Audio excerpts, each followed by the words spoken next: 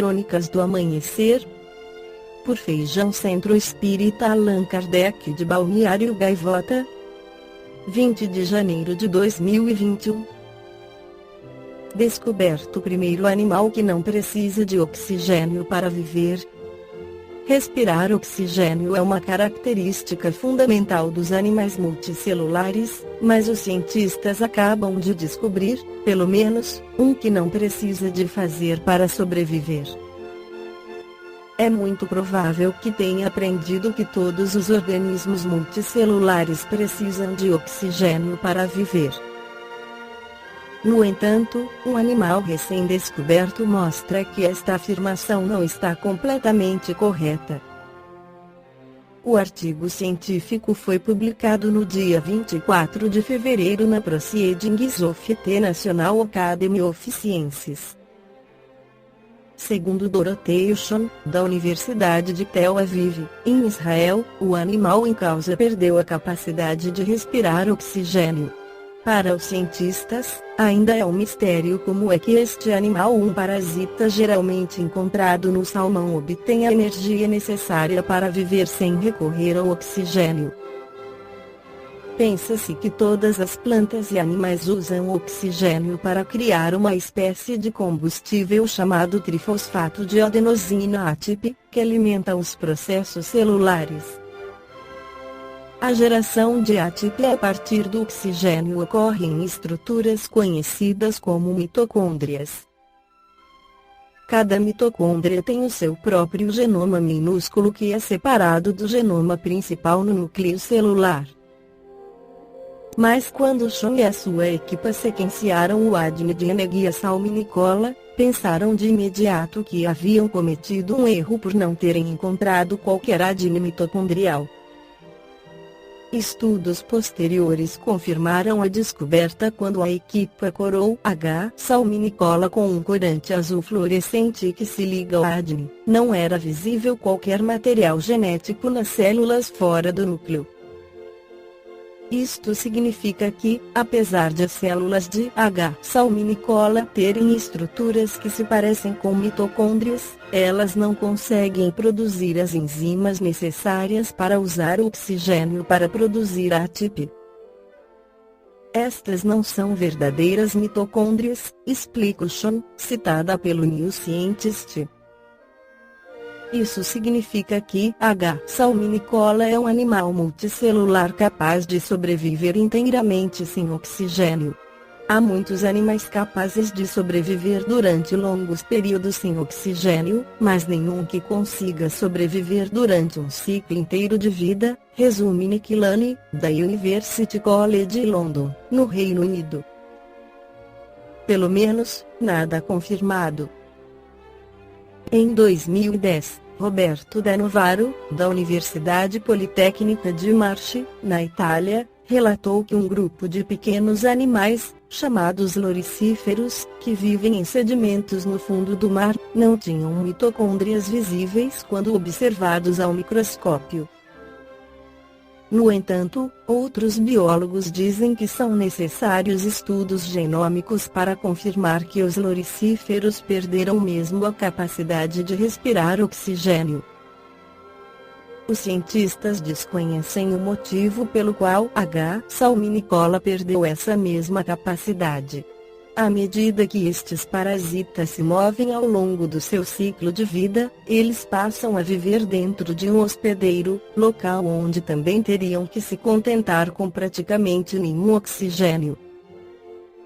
O hospedeiro de H. salminicola nunca foi identificado, mas, segundo os investigadores, é provável que também viva em sedimentos com níveis muito baixos de oxigênio.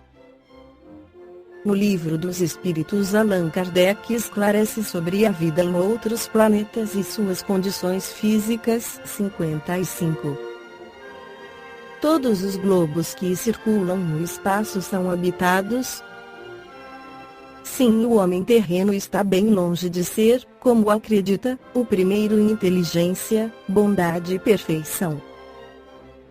Há, entretanto, homens que se julgam espíritos fortes e imaginam que só este pequeno globo tem o privilégio de ser habitado por seres racionais.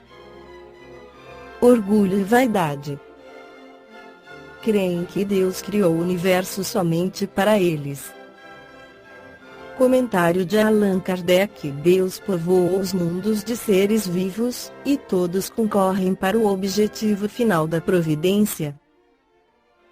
Acreditar que os seres vivos estejam limitados apenas ao ponto que habitamos no universo seria pôr em dúvida a sabedoria de Deus, que nada fez de inútil e deve ter destinado esses mundos a um fim mais sério do que o de alegrar os nossos olhos. Nada, aliás, nem na posição, no volume ou na constituição física da Terra, pode razoavelmente levar-nos à suposição de que tenha privilégio de ser habitada, com exclusão de tantos milhares de mundos semelhantes. 56. A constituição física dos diferentes globos é a mesma? Não, eles absolutamente não se assemelham. 57. A constituição física dos mundos não sendo a mesma para todos, os seres que os habitam terão organização diferente? Sem dúvida, como entre vós os peixes são feitos para viver na água e os pássaros, no ar. No livro Narrações do Infinito de Camille Flammarion, o Espírito Lumen narra como é a vida em diversos mundos da nossa galáxia. A variedade é imensa entre os mundos. Era um dos planetas do sistema Alfa do Cisne. Muito curioso sob este ponto de vista, os vegetais são todos compostos de substância análoga ao amianto, por isso que a sílica e o magnésio dominam na sua constituição. Os animais só se nutrem dessa substância. Quase todos os habitantes dali são incombustíveis. Visitei outros onde as noites não existem de modo algum, porque não são subordinados às alternativas diurnas e noturnas que se sucedem na Terra, e sim iluminados constantemente, em toda a sua esfera, por muitos sóis que não os deixam jamais privados de luz por um instante sequer. Um dos mundos mais graciosos que visitei tem por habitantes pássaros unicamente. Poder-se-ia chamar, com verdade, mundo dos pássaros. Não há ali outras espécies vivas, salvo as borboletas e as flores voadoras.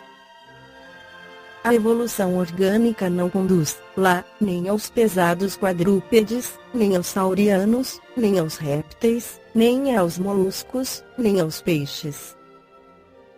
E uma vida aérea, encantada, toda de movimento, de brilhantes colorações, de canção e de amor. Por toda a parte ninhos, flores, asas.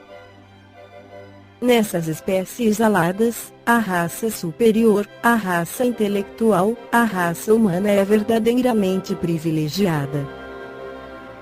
Ela não conhece da vida senão os mais delicados sentimentos do coração, luta apenas pelas volúpias, e brilha eternamente na alegria e na luz. Não se discute nunca, mas se canta sempre. Mundos há, onde os movimentos vitais, o respirar, a assimilação, os períodos orgânicos, o dia e a noite, as estações, o ano, são de extrema lentidão, embora o sistema nervoso dos humanos aí seja muito desenvolvido e o pensamento tenha prodigiosa atividade.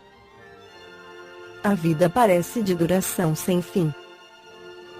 Os que morrem de velhice excedem o milênio, porém estes são raros, de modo que só alguns poucos puderam ser conservados nas memórias históricas dessa humanidade. A guerra jamais foi ali inventada, de vez que só existe uma raça, um povo, um idioma único. A constituição natural dos organismos é notável, as doenças são quase desconhecidas, e não existem ali médicos.